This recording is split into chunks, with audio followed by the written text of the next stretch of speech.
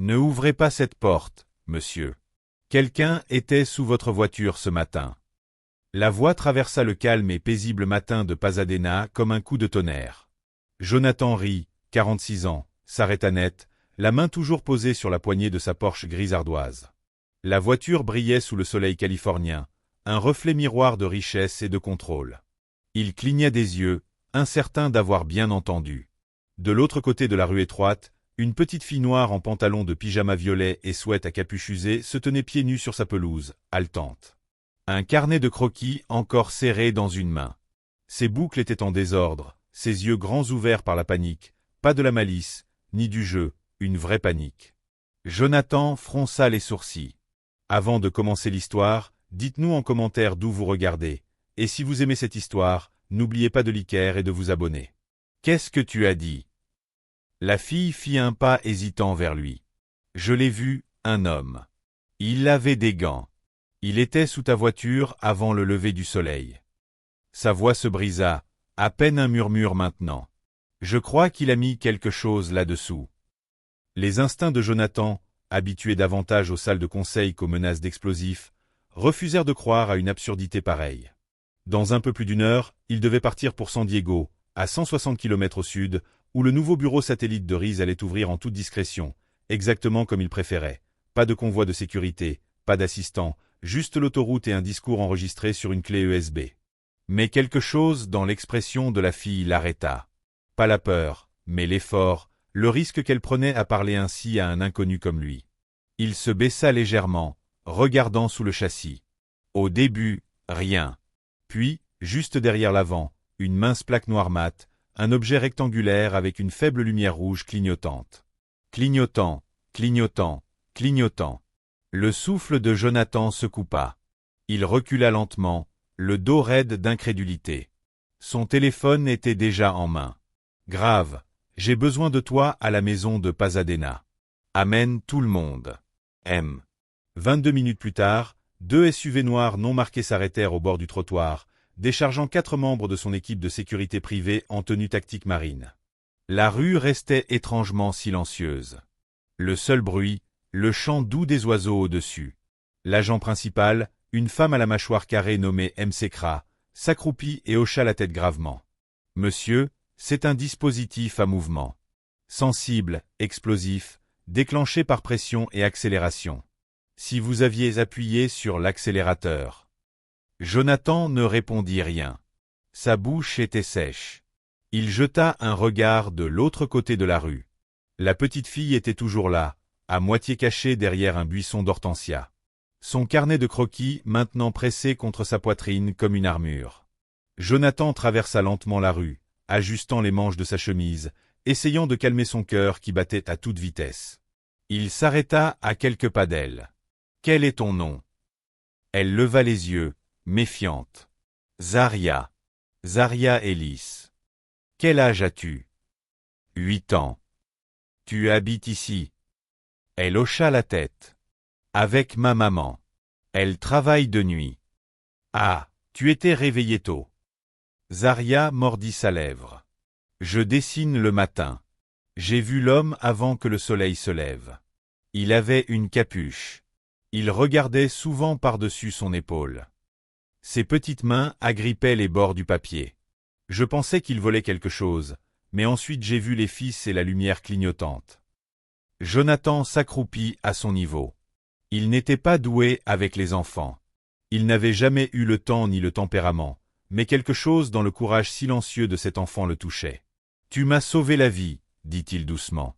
Zaria cligna des yeux. « Je n'étais pas sûr. J'ai failli ne rien dire. »« Mais tu l'as fait, » répondit Jonathan. « C'est ça qui compte. » Derrière eux, l'équipe des mineurs arriva. La police boucla le périmètre. Les voisins commencèrent à se rassembler aux fenêtres, confus et inquiets.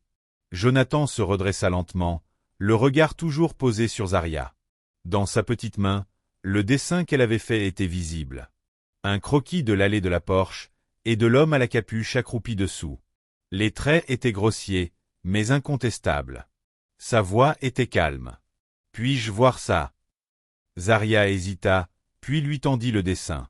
Jonathan étudia le dessin, fronçant les yeux sur la forme du poignet de la silhouette. Quelque chose pendait. Une chaîne, un petit pendentif en forme de lettre. Quelque chose clochait, il reconnaissait. Une tension monta dans sa poitrine, comme un nœud qui se serre lentement. Il se tourna vers son chef de la sécurité, qui venait de finir un appel à voix basse. « Grave, je veux les vidéos de surveillance de toutes les maisons de ce pâté de maison. Lance une reconnaissance faciale sur tout visage qui correspondrait, et trouve-moi tout ce que tu peux sur la famille de cette fille. » Monsieur, Grave cligna des yeux. « Je ne veux pas que ça devienne une affaire médiatique, » dit Jonathan. « Mais je lui dois plus que des mots. » Zaria resta silencieuse. Elle ne sourit pas. Elle ne demanda pas de remerciements. Et Jonathan rit, millionnaire génie autodidacte, sentit quelque chose bouger profondément en lui. Il avait failli mourir ce matin. Et la seule raison pour laquelle il ne l'avait pas fait, c'était une enfant qui n'avait aucune raison de se soucier, mais qui l'avait fait quand même. Il ne pouvait pas se défaire de cette pensée. Et si je n'avais pas écouté?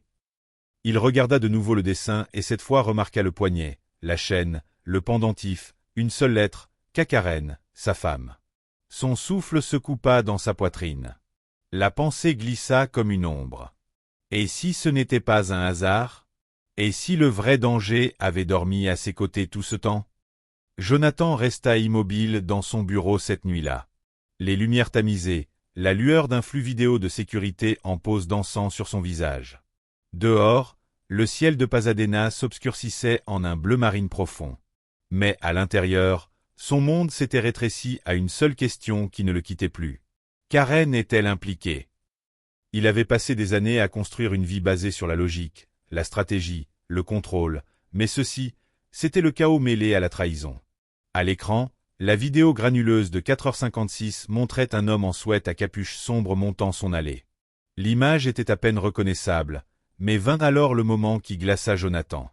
À exactement 4h57, quand l'homme s'agenouilla près de la Porsche, la caméra capta un reflet de lumière sur un pendentif au poignet.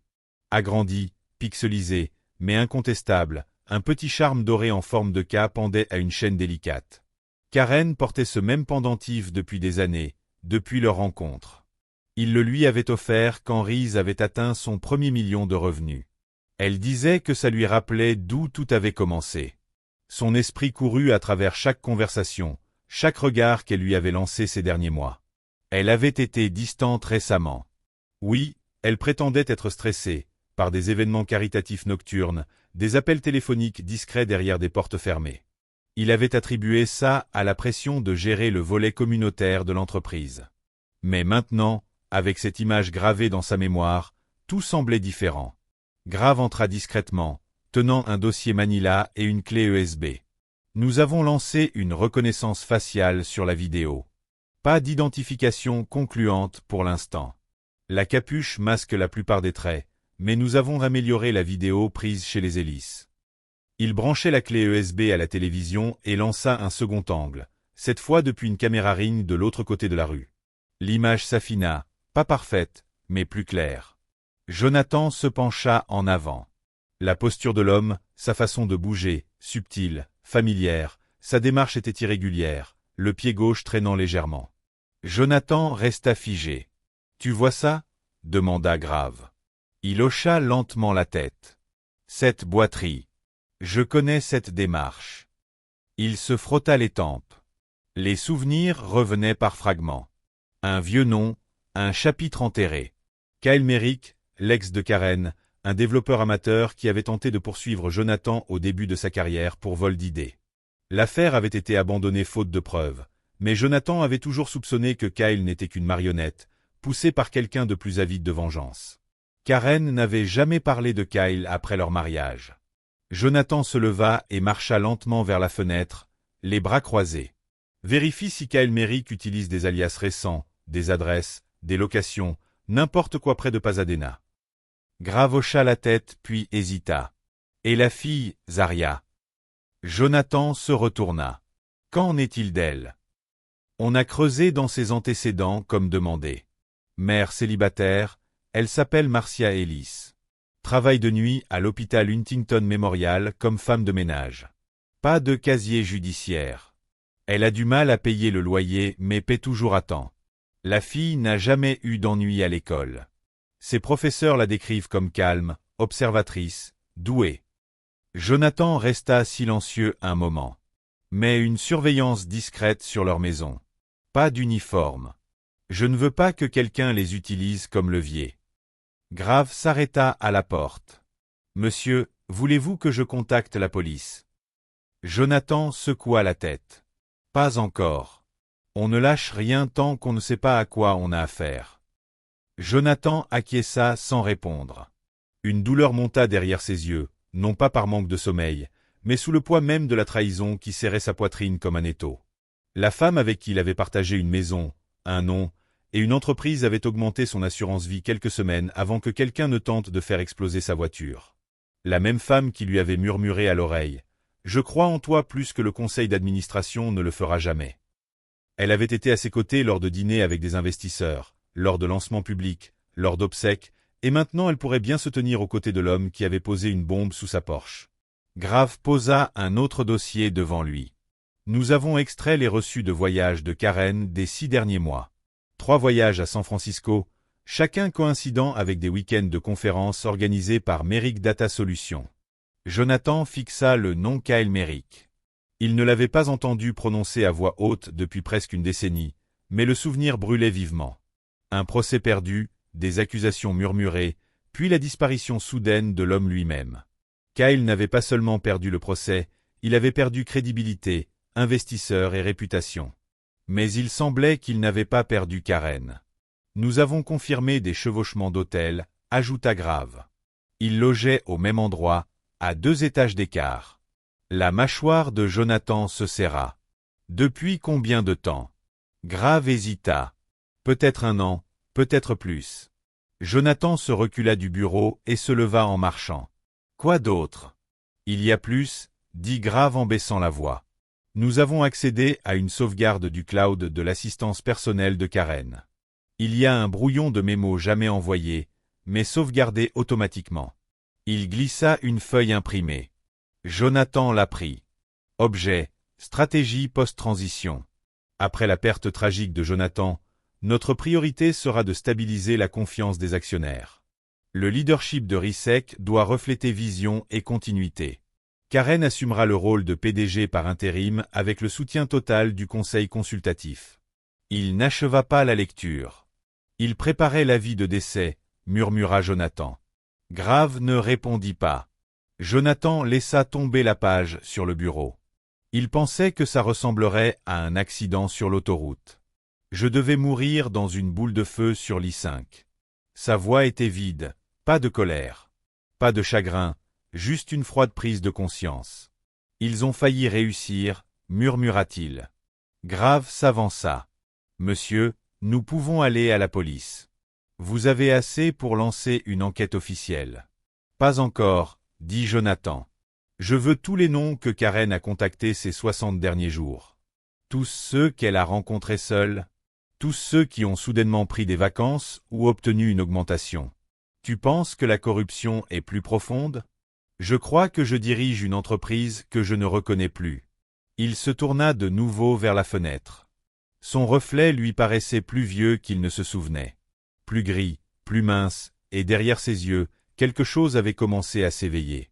Pas seulement la douleur, mais la détermination. Je vais faire le ménage, Grave. À tous les étages, dans tous les bureaux, discrètement mais complètement. Grave hocha la tête une fois. Et la fille? Jonathan ne répondit pas tout de suite. Elle est la seule raison pour laquelle je tiens encore debout, dit-il. Et s'il soupçonne qu'elle a vu autre chose, elle est en danger. Nous avons déjà changé 2 fois les gardes civils devant leur maison. Nous la garderons en sécurité. Bien, dit Jonathan, parce qu'elle n'a pas seulement vu un crime, elle a vu la vérité. Et parfois ça, c'est encore plus dangereux. Plus tard dans la soirée, Jonathan était assis seul dans sa suite privée au-dessus du bureau. Il n'était pas rentré chez lui.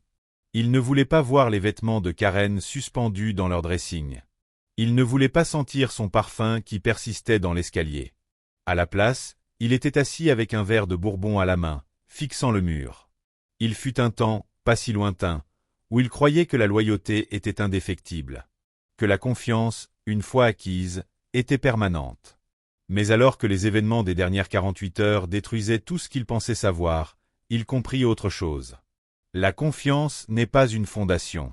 C'est un pari. Et parfois, les gens parient contre toi. Il pensa à Zarya, à la façon dont sa voix avait craqué de peur, et pourtant elle avait crié. Elle n'avait rien à gagner, pas de gros titres, pas de projecteurs, et pourtant elle avait fait ce que la plupart des adultes n'auraient pas fait. Dans le silence, il murmura pour lui-même. Elle m'a vu. Pas l'argent, pas le nom, juste moi. Un coup frappé à la porte douce le sortit de sa pensée. C'était encore grave. On a trouvé autre chose. Jonathan prit le dossier, l'ouvrit en feuilletant. À l'intérieur, un email imprimé daté d'il y a 4 mois, envoyé depuis le serveur privé de Karen. Objet, option de contingence kilomètres. Le contenu était bref et clinique. Si l'assurance passe, nous utiliserons les votes par procuration pour déclencher le transfert. Le public compatira et une fois que Ri sera hors jeu, le conseil pliera. Jonathan fixa le mot. Hors jeu. Il ne voulait pas seulement se débarrasser de lui. Il voulait l'effacer. Il leva les yeux vers Grave. Trouve-moi un avocat et assure-toi que personne ne fuit cette info. Si je tombe, je les entraîne tous avec moi. Compris, monsieur.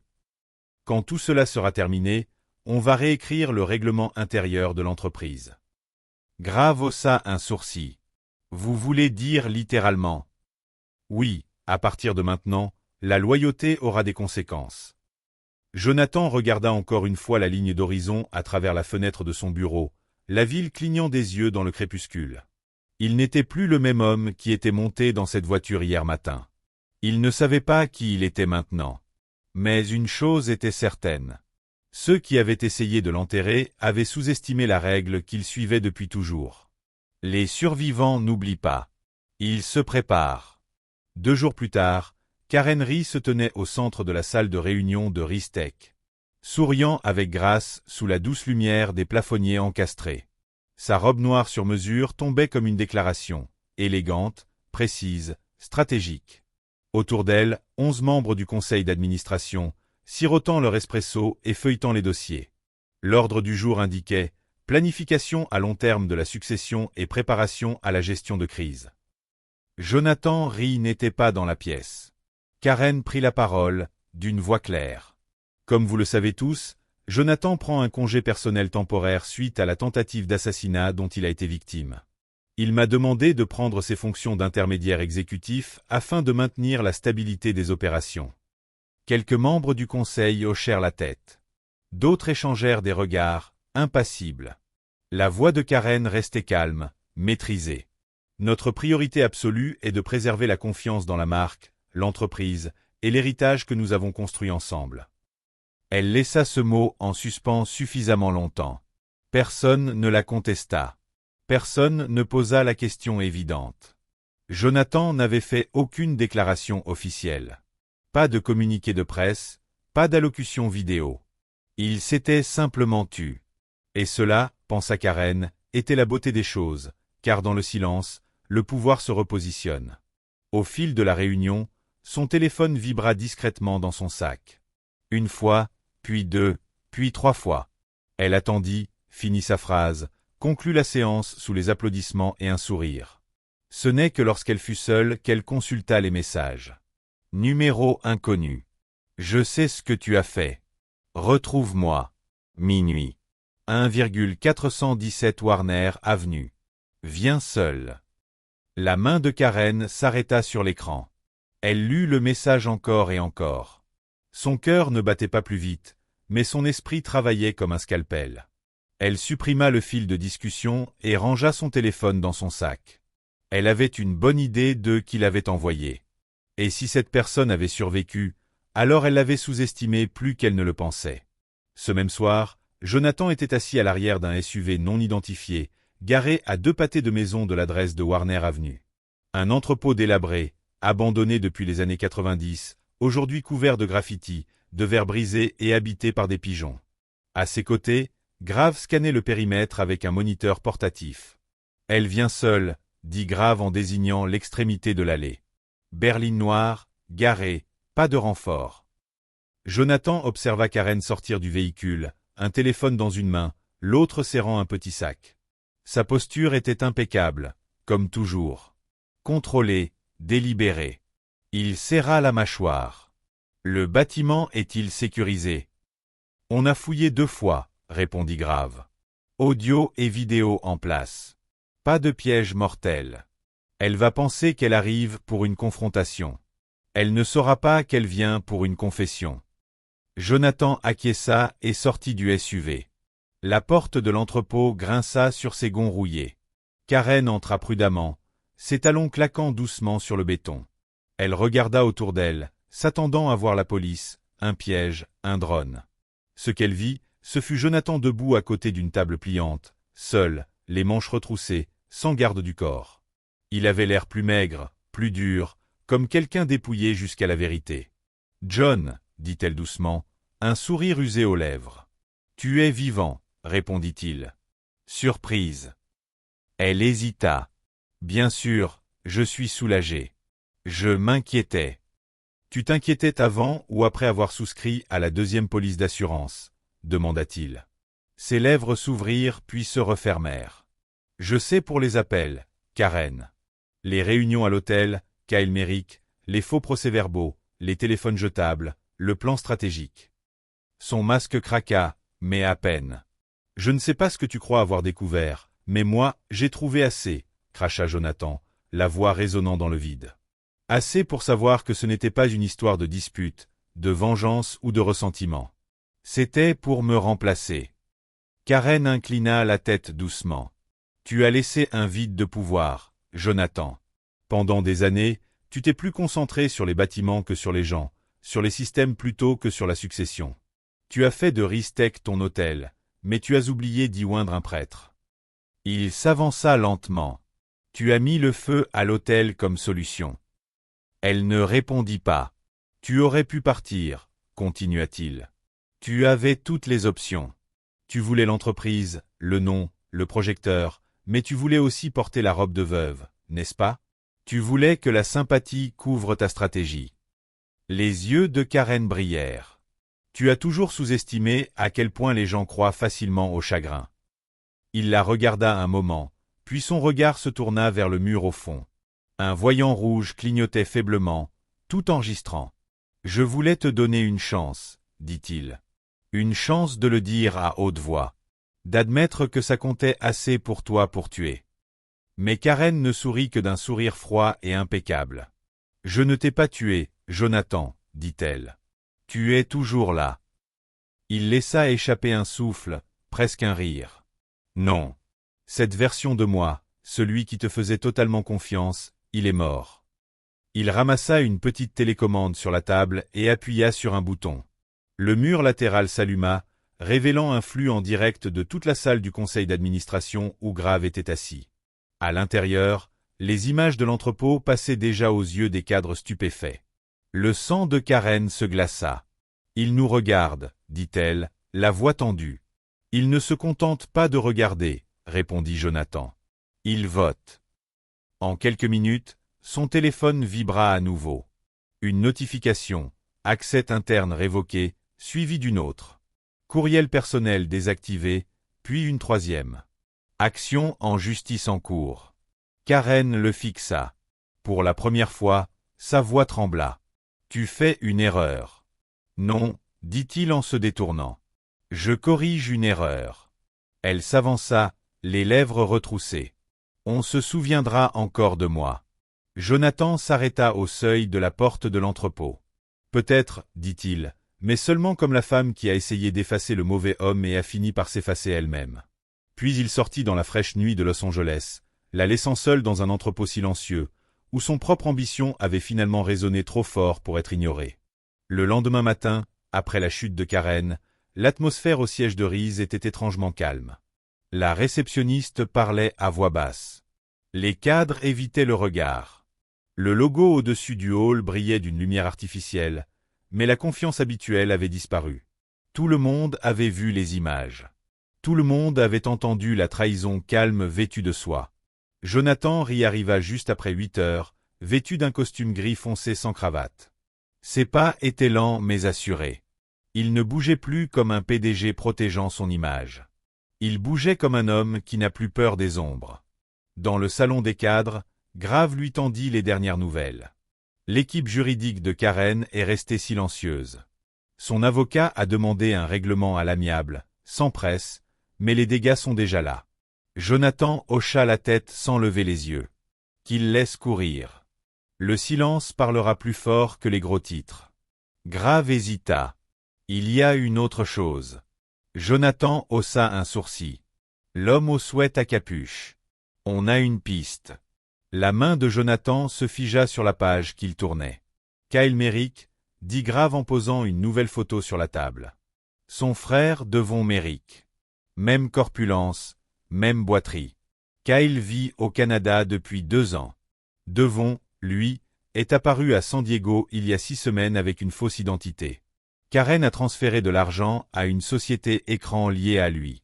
Jonathan se pencha. Elle a donc utilisé le frère d'un ancien ennemi, un nom que je reconnaîtrais, mais pas facilement. C'était personnel, mais dissimulé.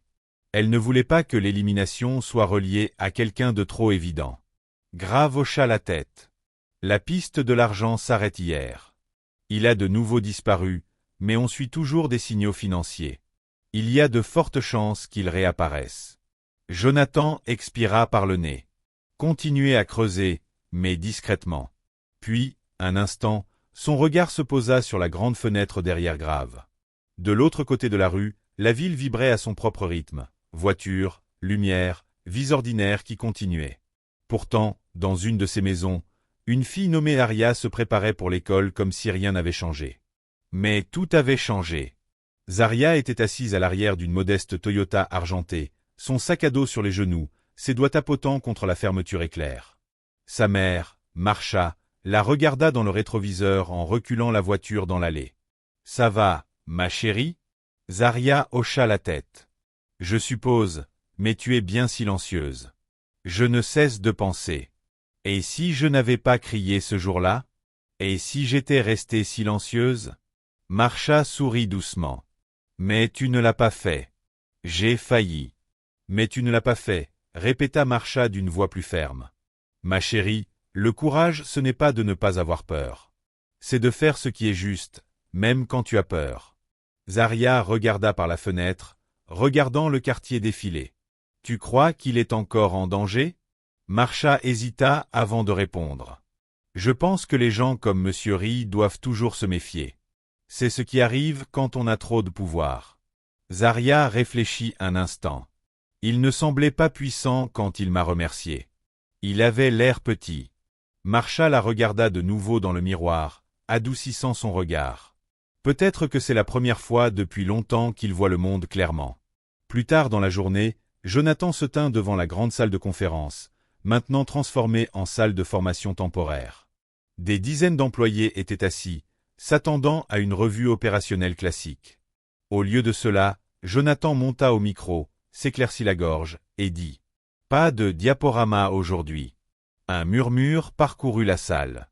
J'ai passé les 48 dernières heures à réévaluer tout ce que je pensais savoir sur cette entreprise et sur moi-même.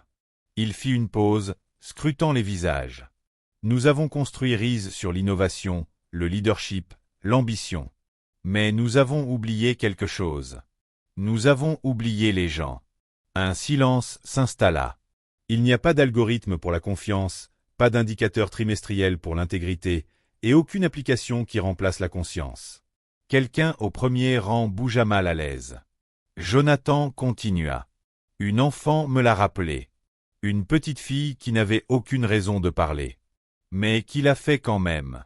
Elle a vu le danger alors que j'étais trop distrait pour le voir moi-même. Et grâce à elle, je suis encore là. Il laissa les mots s'imprégner. Donc, à partir du prochain trimestre, nous lançons une nouvelle initiative, la Bourse Hélice. Elle financera des bourses complètes pour les enfants des communautés défavorisées qui montrent un courage et une curiosité exceptionnels. Il fit une nouvelle pause. Nous n'avons pas seulement besoin de plus d'ingénieurs. Nous avons besoin de plus de personnes comme elle. Un faible applaudissement commença, puis s'amplifia. Alors que la salle applaudissait, Jonathan prit une inspiration qu'il n'avait pas prise depuis des jours. Ce n'était pas la justice, mais c'était un début. Ce soir-là, Jonathan retourna chez les Ellis. Cette fois, il n'apporta pas d'escorte ni de détails de sécurité, juste un sac en papier rempli de muffins au citron de la boulangerie du quartier et une note manuscrite. Marcha ouvrit la porte avec un sourire fatigué. 2 fois en une semaine, monsieur rit. Vous allez la gâter. Eh bien, elle l'a mérité, répondit Jonathan. Elle s'écarta pour le laisser entrer. Zaria était assise en tailleur sur le tapis du salon, un carnet de croquis à la main. Elle leva les yeux, surprise. J'ai apporté des snacks, dit Jonathan en levant le sac. Zaria sourit. Tu as apporté du citron? On m'a dit que c'était mon préféré. Il s'assit à côté d'elle sur le tapis. Pendant un moment, aucun ne parla. Elle continuait de dessiner. Il regardait simplement. Finalement, elle retourna la feuille pour lui montrer le dessin. Un grand homme en costume debout à côté d'une petite fille tenant une lampe torche, tous deux faisant face à un tunnel sombre. Jonathan le regarda longuement. « C'est nous, dit-elle en hochant la tête. Tu m'as donné la lampe torche, dit-il doucement. Tu étais dans le noir, répondit Zaria. Il hocha à nouveau la tête. Puis elle ajouta presque comme un détail sans importance. Tu devrais faire attention, cependant. Les gens aiment l'obscurité. Parfois, ils ne veulent pas qu'on les trouve. Jonathan la regarda, amusé et étrangement humble. Tu as l'air plus âgé que ton âge. Zaria haussa les épaules. C'est ce que dit ma maîtresse. Il plongea la main dans son manteau et sortit une enveloppe. Ceci est pour ton avenir. Un petit quelque chose pour te dire merci et une promesse. Une promesse que je n'oublierai pas ce que tu as fait. Et que je ne laisserai pas cela être en vain. Elle prit l'enveloppe et la tint comme si elle pesait quelque chose d'important. Jonathan se leva, sa voix plus douce maintenant. Tu m'as rappelé que les héros ne portent pas toujours une armure. Parfois, ils portent des pyjamas et tiennent des crayons. Alors qu'il s'apprêtait à partir, Aria l'appela. Monsieur rit? Il s'arrêta. Est-ce que tu as peur maintenant? Il réfléchit un instant. Non, dit-il enfin. Plus maintenant. La lumière du matin filtrait à travers les fenêtres de la division juridique de Ristec comme une poussière dorée. Calme et immobile.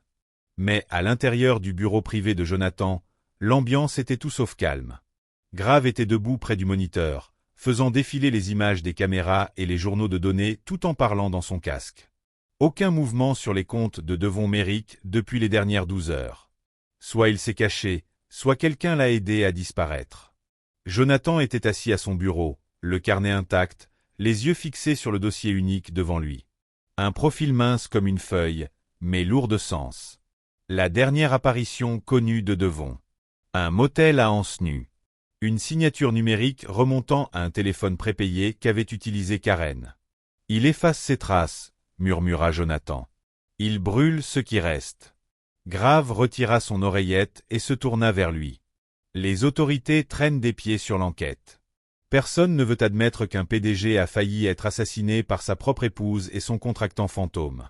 C'est embarrassant pour la police, surtout quand la menace n'a pas été neutralisée. Jonathan se pencha en arrière, ferma les yeux un bref instant. Nous ne pouvons pas attendre la justice. Nous la faisons nous-mêmes. Grave le regarda. Tu penses attendre un piège? Non, répondit Jonathan à voix basse. Je pense à finir ce qu'elle a commencé.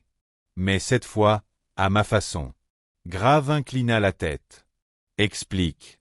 Jonathan se leva, s'approcha de la fenêtre. Devon ne disparaîtra pas pour toujours. Il est désespéré. Il n'a plus rien. Pas d'alliés, pas d'emploi, et plus aucun but sans Karen. Mais il croit encore en une chose. C'est que je suis la raison pour laquelle il a tout perdu.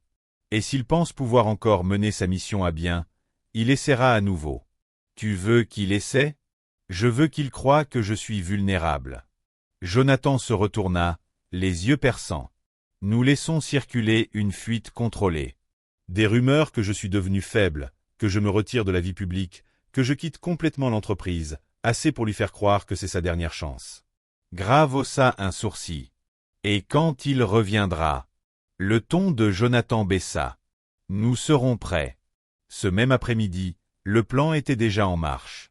Une fuite anonyme s'immisça dans les canaux d'affaires. Jonathan envisage un départ à la retraite anticipée suite à un traumatisme personnel. Le conseil d'administration l'aurait poussé à se reposer. Sa santé serait incertaine. Pas de déclaration officielle, juste assez pour semer le doute. Pendant ce temps, Jonathan organisa une dernière apparition publique avant sa prétendue retraite. Pas une conférence de presse, ni une réunion d'entreprise, mais une visite scolaire. « Pourquoi tout le monde est si habillé ?» demanda Zaria, en ajustant le nœud dans ses cheveux. Marsha lissa les épaules du cardigan de sa fille, souriant doucement. Ils ont dit qu'un invité venait. Quelqu'un d'important. Zaria plissa les yeux. C'est lui? Marsha haussa les épaules. Peut-être. Ils n'ont pas dit. L'auditorium de l'école élémentaire Jefferson était rempli de chaises pliantes, de panneaux décorés de dessins au crayon de couleur en arc-en-ciel, et de petits élèves de troisième année qui gigotaient sur leurs sièges. Les enseignants chuchotaient et regardaient leurs montres. Puis, juste après 10 heures, les doubles portes s'ouvrirent.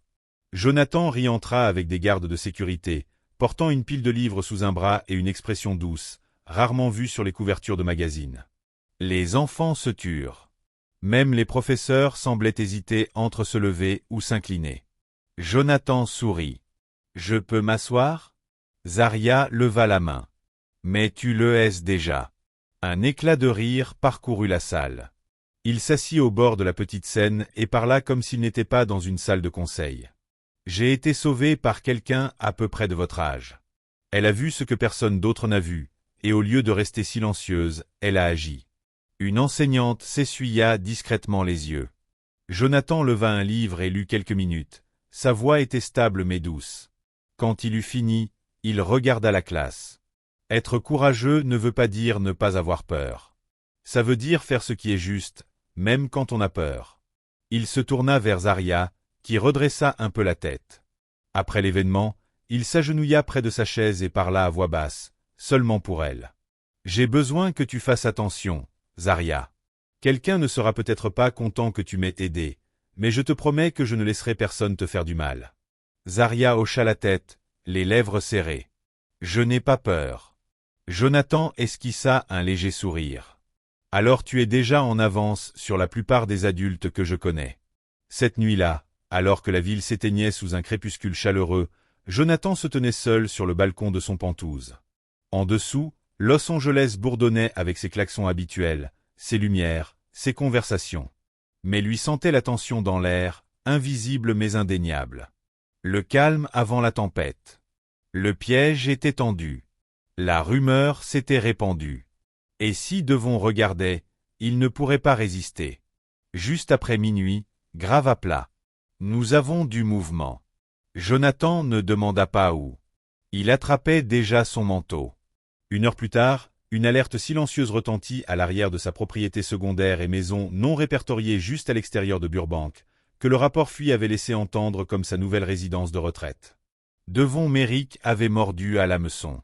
Il entra par l'arrière, désarma l'alarme comme un pro. Mais ce qu'il ne savait pas, c'est que chacun de ses gestes, chaque respiration, était retransmis en direct à un van de commandement stationné à 3 rues de là. À l'intérieur de la maison, toutes les lumières étaient éteintes sauf une faible ampoule au-dessus de la table de la salle à manger. Un dossier était posé là, non scellé.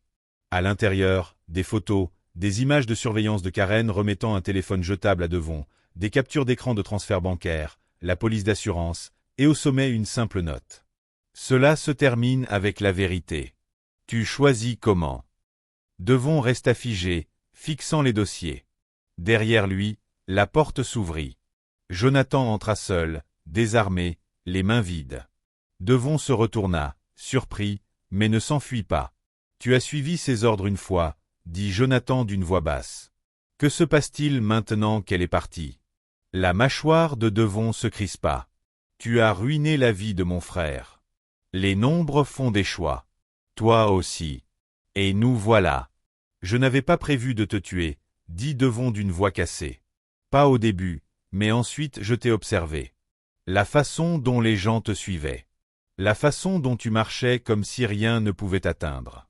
Jonathan avança d'un pas. Tu voulais prouver que même les géants peuvent tomber. Devon hocha la tête. Tu étais censé brûler. Le regard de Jonathan resta fixe. Je ne l'ai pas fait, et elle non plus. Vous avez tous les deux échoué. Un long silence s'étira entre eux. Puis les lumières rouges clignotèrent dehors, des sirènes silencieuses mais pulsantes.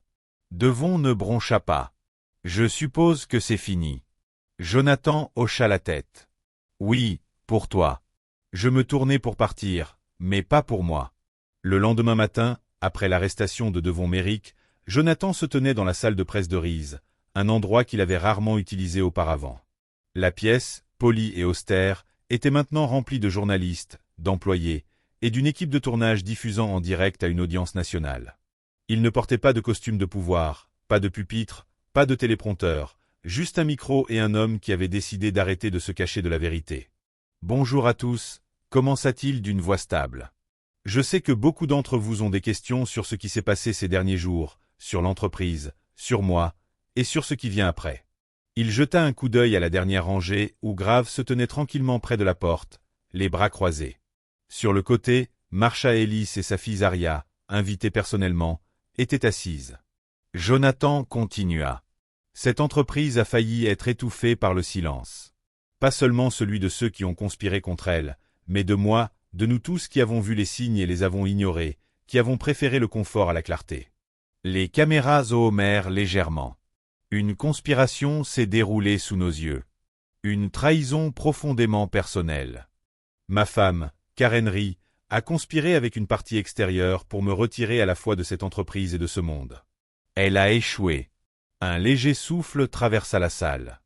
Jonathan fit une pause, puis ajouta. Mais soyez clairs. Ce n'est pas un discours de vengeance. C'est une déclaration de responsabilité parce que je n'ai pas seulement survécu à une attaque. J'ai survécu à ma propre cécité. Et je le dois à quelqu'un d'inattendu. Il se tourna vers le côté de la pièce où Zaria était assise, les mains petites serrées dans son giron. Cette fille, dit-il d'une voix adoucie, a vu ce que personne d'autre n'a vu. Elle a agi quand personne d'autre ne l'a fait. Et grâce à elle, nous sommes ici non pas à un enterrement, mais à un commencement. La foule applaudit, pas des applaudissements polis, mais quelque chose d'honnête et de grandissant. Jonathan attendit le silence. À partir de ce moment, Reese financera un programme national. Une initiative appelée Ellis Watch. Un programme de sécurité et de sensibilisation dirigé par des jeunes. Dans des communautés défavorisées. Il sera conduit par des éducateurs, des parents et des enfants. Parce que parfois, ce sont les jeunes yeux qui voient ce que les adultes ne veulent pas voir. Une autre salve d'applaudissements. Il s'éloigna du micro. Pas de questions, pas de manipulation, juste la vérité. Plus tard cet après-midi-là, il s'assit avec Zaria dans la cour de Résiste. Le soleil scintillait sur la sculpture en acier près de la fontaine. Et quelques oiseaux voltigeaient entre les arbres. « Je déteste les caméras », dit Zaria doucement, en balançant ses jambes au bord du banc. Jonathan sourit. « Elle me déteste aussi. » Elle le regarda. « Vont-elles encore essayer de te faire du mal ?» Il ne mentit pas. « Peut-être, mais maintenant, nous sommes prêts. » Elle hocha la tête solennellement. « Bien, parce que la prochaine fois, je ne regarderai peut-être pas par la fenêtre. » Il rit. « Alors je ferai mieux de continuer à mériter ta protection. » Zaria sortit quelque chose de la poche de sa veste. C'était un dessin. Des lignes au crayon nettes et précises. Plus confiantes que la fois précédente. On y voyait Jonathan debout dans une foule. Mais un seul enfant lui tirait la manche, pointant une ombre derrière lui. « Voilà ce qui s'est passé, » dit-elle. Jonathan l'examina, les yeux s'attardant sur l'ombre. « Tu as un don, Zaria. Pas seulement pour voir, mais pour montrer. » Elle haussa les épaules. « Ça m'aide à me souvenir. » « Moi aussi, ça m'aide à me souvenir. » Il plia doucement le dessin et le rangea dans la poche de son manteau. De l'autre côté de la ville, dans une salle d'interrogatoire stérile.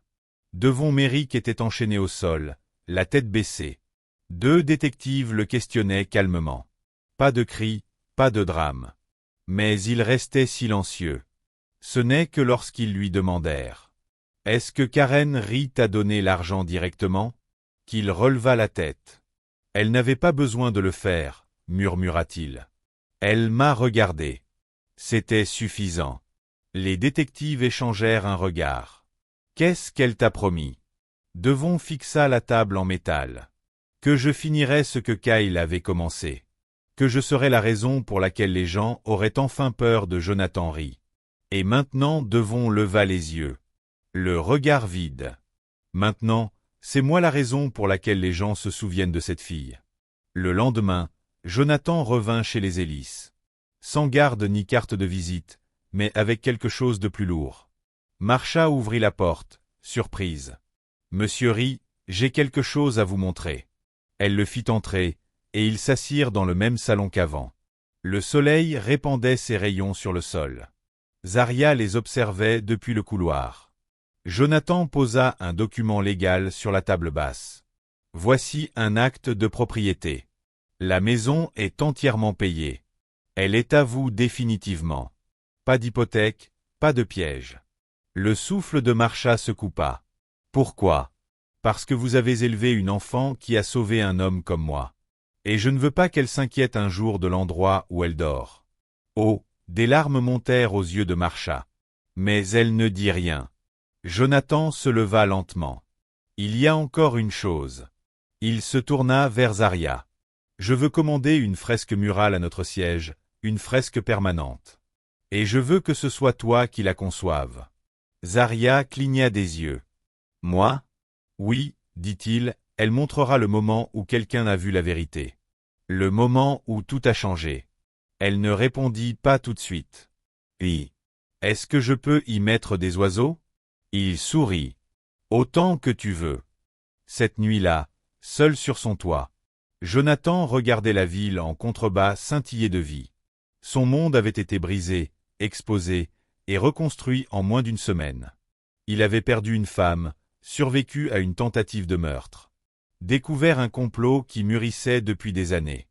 Mais ce qui lui restait, ce n'était pas la trahison. C'était la voix d'un enfant, haute et ferme, petite mais certaine. Ne pas ouvrir cette porte.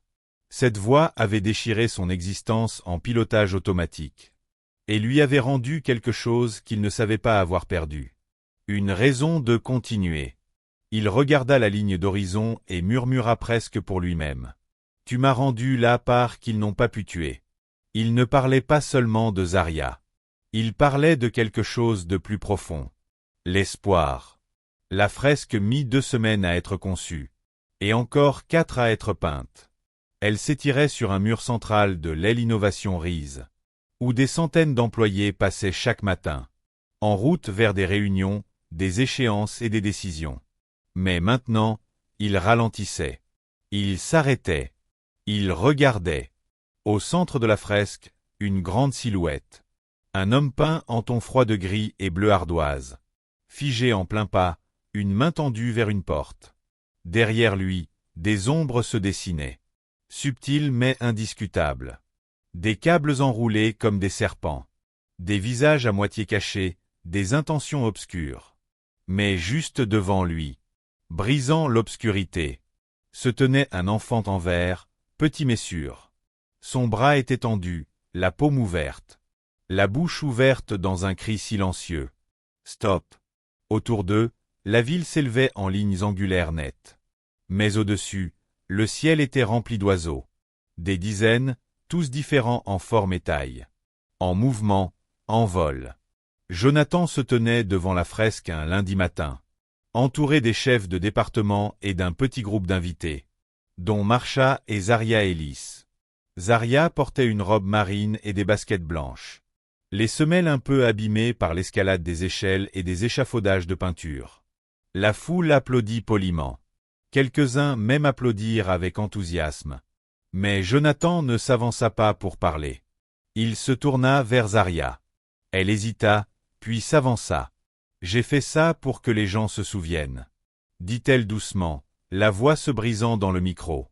Pas seulement de ce qui s'est passé, mais de ce qui a failli se passer. Elle regarda Jonathan. Parfois, les gens ont besoin d'aide pour voir, même les adultes. Un rire léger parcourut la foule. Jonathan sourit. Zaria jeta un regard à la fresque. « Je pense que les gens oublient que petit ne veut pas dire faible.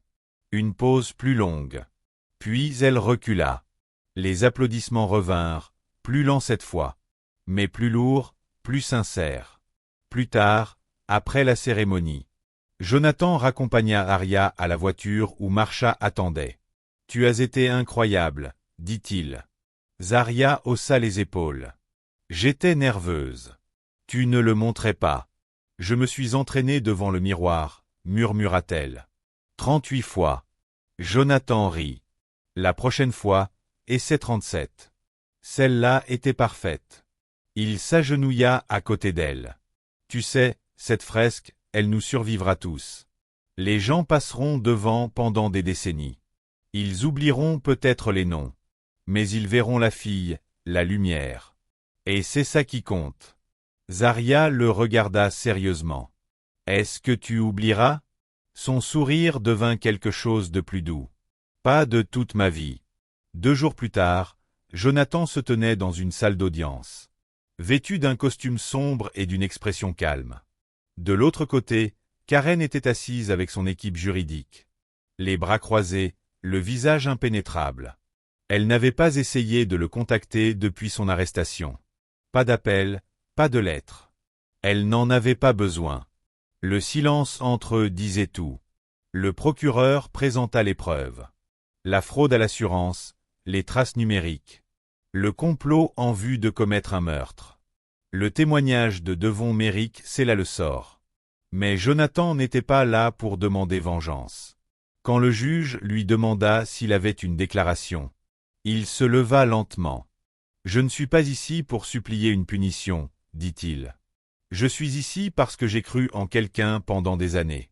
Et j'ai manqué tous les signes que cette confiance était pourrie. » Il se tourna vers Karen. « Tu étais la personne la plus proche dans mon monde.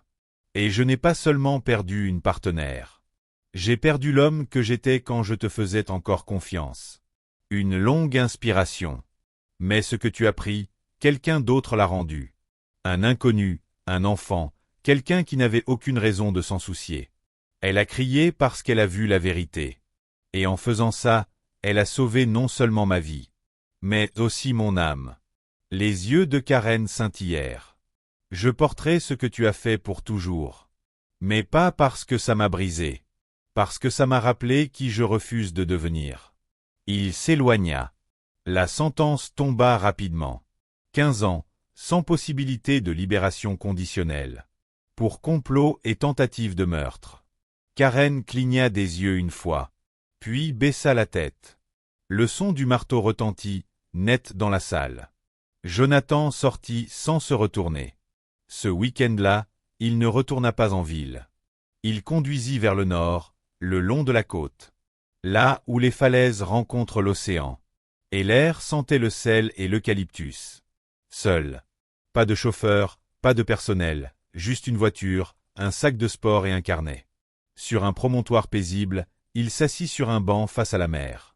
Il ouvrit le carnet et écrivit une seule ligne. Ça a failli se terminer avant que je comprenne ce que tout cela signifiait. Puis, en dessous. Maintenant je vois, et je ne fermerai plus jamais les yeux. Il resta là jusqu'au coucher du soleil, l'horizon devenant doré et violet meurtri.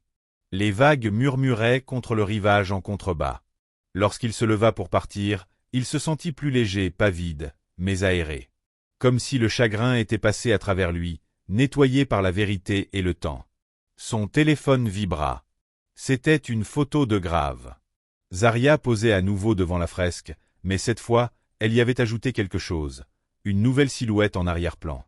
Pas un méchant, pas un monstre, juste une femme de dos, marchant tête baissée. À côté d'elle, un fil qui se déroulait derrière elle. Elle avait signé dans un coin. Z, 9 ans.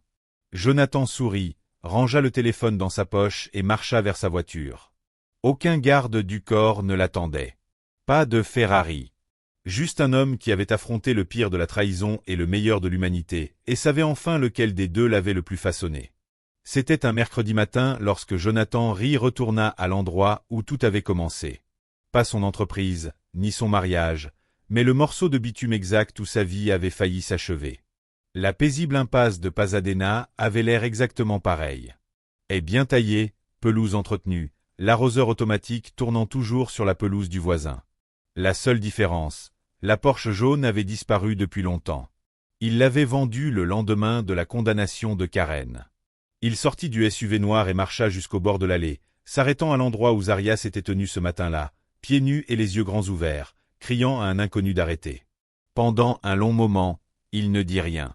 Il resta simplement là, laissant l'air et les souvenirs l'envelopper comme de la poussière. Difficile à croire, n'est-ce pas? Jonathan se retourna. Marcia Ellie s'approchait depuis l'allée, 2 tasses de café à la main. Elle lui entendit une avec un sourire doux. « J'ai cru voir ta voiture.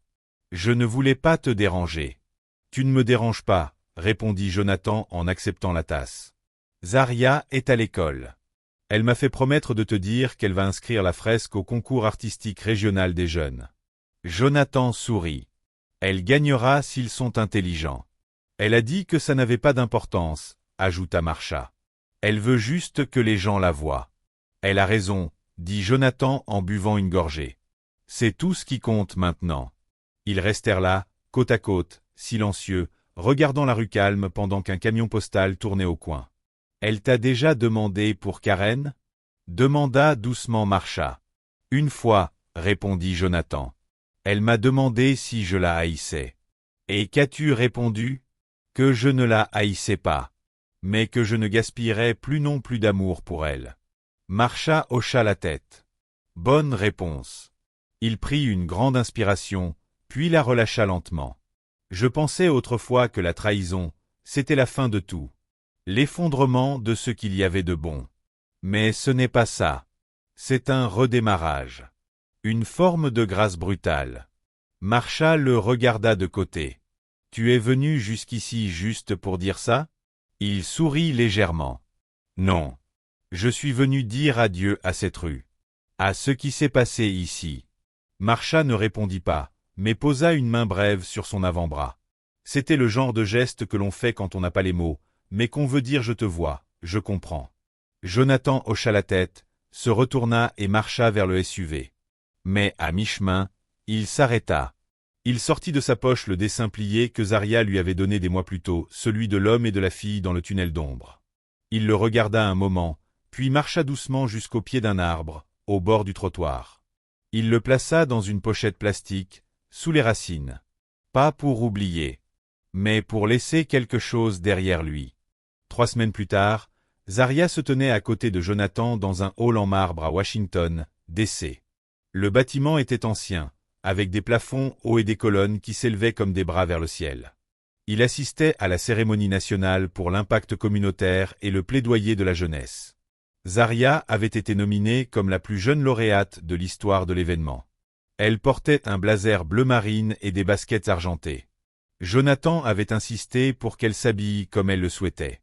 Les chaussures, avait-elle dit, sont non négociables. Souriant avec bouche ouverte et yeur-yeur. Ils attendaient dans la file pour la photo de presse. Zaria semblait nerveuse, ajustant le col de son blazer. « Tu es nerveuse ?» demanda Jonathan. « Un peu, chuchota-t-elle. Je veux juste ne pas trébucher. Si tu le fais, dit-il en souriant, on dira que ça faisait partie de ton discours. » Elle sourit. L'événement passa en un éclair. Photos, applaudissements, un court discours d'un sénateur, puis enfin Zaria montant sur scène pour recevoir son prix. Elle garda ses mots brefs. Je ne voulais pas être courageuse. Je savais juste que quelque chose n'allait pas. Et je savais que si je restais silencieuse, quelqu'un pourrait être blessé. Alors, j'ai crié. Pause. Puis elle ajouta. Je pense que ça compte. Le public rit, puis se leva et applaudit. Après l'événement, Jonathan s'agenouilla à côté d'elle pour refaire le lacet défait de sa basket. « Tu sais, dit-il, quand j'avais ton âge, je ne savais même pas ce que « courage » voulait dire. » Zaria le regarda. « Je ne sais toujours pas. J'ai juste fait ce que mon cœur m'a dit de faire. » Il sourit. « C'est exactement ça, le courage. » Elle pencha la tête. « Ton cœur va mieux maintenant ?» Il hésita, puis hocha la tête. « Beaucoup mieux. » Pas totalement, mais suffisamment. Elle baissa les yeux vers la plaque dorée dans ses mains. Tu as encore peur, parfois? Parfois, admit-il. Mais je me rappelle le son de ta voix. Et ça m'aide. Zarya rayonna. Alors peut-être que je devrais te crier dessus plus souvent. Jonathan rit, un rire franc et léger, qu'il n'avait pas ressenti depuis des années.